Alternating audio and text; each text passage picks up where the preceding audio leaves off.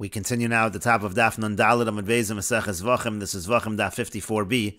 And the previous summer there was a machlokas amoraim between Rav and Levi when we say that there was no base, there was no yesod of the Mizbeach in the southeastern corner of the Mizbeach. Does that actually mean there was no physical base whatsoever? That's the opinion of Rav. But Levi says no, there was a physical base. There was a yesod there in the southeastern corner of the Mizbeach because the yesod surrounded the entire Mizbeach. It just means it wasn't considered, halachically it wasn't considered to be a yesod in terms of the applications of the blood, because there are applications of blood that have to be done on the Mizbeach in the area where there is a yesod. And on the previous summit, the Gemara brought a brisa in support of Levi, because the brisa says explicitly that in fact when they constructed the base of the Mizbeach, they used a frame that was 32 amos by 32 amos, and they filled it with stones, and then they filled it with cement, etc. And so therefore it seems like the base of the Mizbeach actually surrounded the entire Mizbeach. And the Gemara in the previous Amud said, if you're going to say that the guy is lay, maybe they just cut away that part of the base, but that wouldn't make sense, because avonim shlemos ksiv, it's written in the pasuk that it has to be whole stones. You can't cut the stones, and so you can't simply say that they made the base when they constructed it around the entire Mizbeach and then cut away the part by the southeastern corner. That's not going to work. And so the Gemara continues and says, "D'machis midi mitusei v'shakale." What they did was, it's possible they didn't put stones in there. In that area, they put let's say wood, they put branches, other items that they put in that part of the base, and then they removed that part of the base. That's again how Rav is going to be able to explain this brisa. When they constructed it, they did construct the base entirely around the entire Mizbech, but then they removed part of it, and there were no stones in that particular area that they had to cut away. And the Gemara continues and says, "Di lo teimach." If you don't say that, Hada Amar Rav Kahana. What about that which Rav Kahana said? Avonim shel karnos chalulos hayu. The stones, when it came to the stones that were by the corner, it was chalulos. It was hollow. There was some empty space there. T'chsiv, as it's written in the pasuk. This is a pasuk in Zechariah. It says, "Umolu kemizra kezavius mizbeach." It says they filled it like a basin, like the corners of the mizbeach, implying that the corners of the mizbeach were somewhat hollow. And so, how is it that they were hollow? Again, those were constructed in the same fashion. They filled these frames with stones. So the Gemara says, "Hachanami avonim shleimos amar Achmana." Doesn't the Torah here also say that it has to be whole stones? So how was it that it was hollow? So Ella, rather, you have to say demachas mitusei v'shakale. They put something in there, again, sticks, twigs, something that they were able to remove.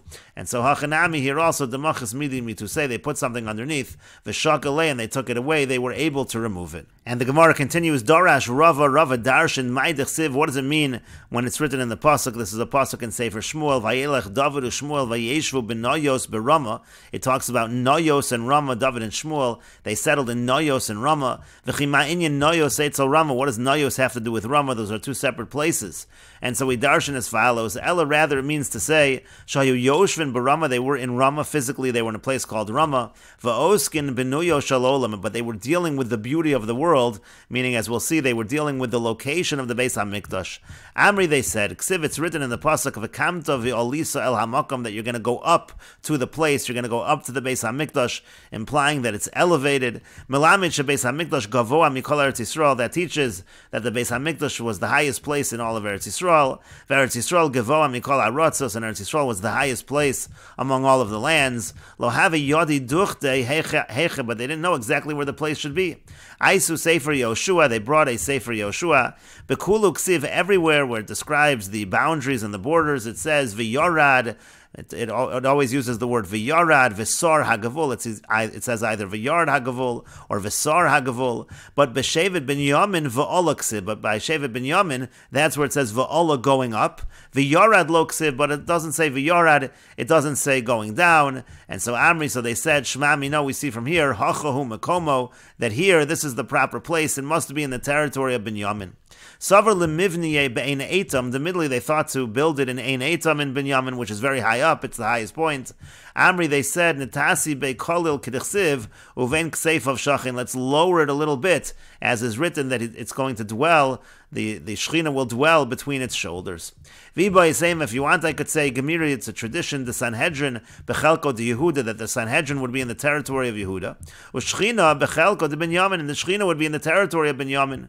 Madlinon lay. Now, if we're going to put it in the highest point in Ein Eitam, Mispalik Tuva, it's going to be a long distance from where the Sanhedrin is. Mutav dinatasi beipur, so better that we lower it a little. Kedichsiv, as it's written, Uvein Kseif of Shachin, it says again, dwelling between the shoulders. And so therefore, again, it will be closer to the Sanhedrin, which was again in the territory of Yehuda. The Gemara says that it was about this matter that they discovered the place of the Beis HaMikdash. That's why Doeg HaAdomi was jealous of David HaMelech. As it's written in the pasuk, there's a pasuk in Tehillim. The pasuk says, "Ki kinas beischa acholasani," this jealousy, uchsiv, and it's also written, and this is also a pasuk in Tehillim, "Zechor Hashem leDavid." It says that Hashem remembers David as kol anosa asher nishba laHashem im avo bo'ol beisim eten shnas leinai liafa paitanuma. If I come to his tent, if I give any sleep to myself, ad emtza mokom laHashem, until I find a place for Hashem.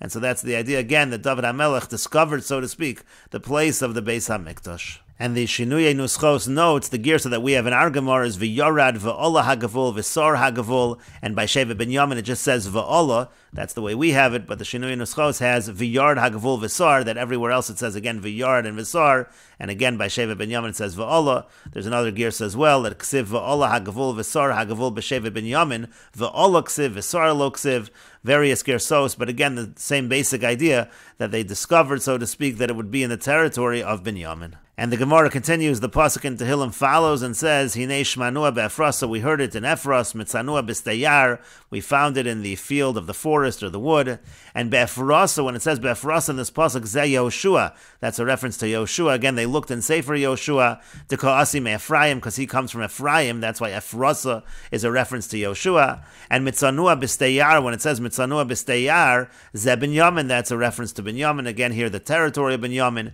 techsib Binyamin ze'ev Yitraf, it says that Binyamin is a wolf that tears, and that has to do with the steyar, with the forests, with the fields where the wolves are, and so that's a reference to Binyamin. And the Gemara continues with the Mishnah, Zivchei Shalmei Tzibur v'Hashamos, these are the laws of the Shalmei Tzibur, the communal Shlamim, and the Hashamos, the Karban Ashams. Eluhein Hashamos, the following are the Karban Asham, Asham Gezelos, Asham Meilos, Asham Shifcha Charufa, Asham Nazir, Asham Mitzora, Asham Talui, all of those are Karban Asham. Shchitasam B'tzafon, they're slaughtered in the north, again of the Azara, V'kibul Damon, B'chlisharis B'tzafon, the receiving of the blood is in a Klisharis in the north. V'damon ton Shtei Matanos Shein Arba, in their blood it requires two applications, which are four.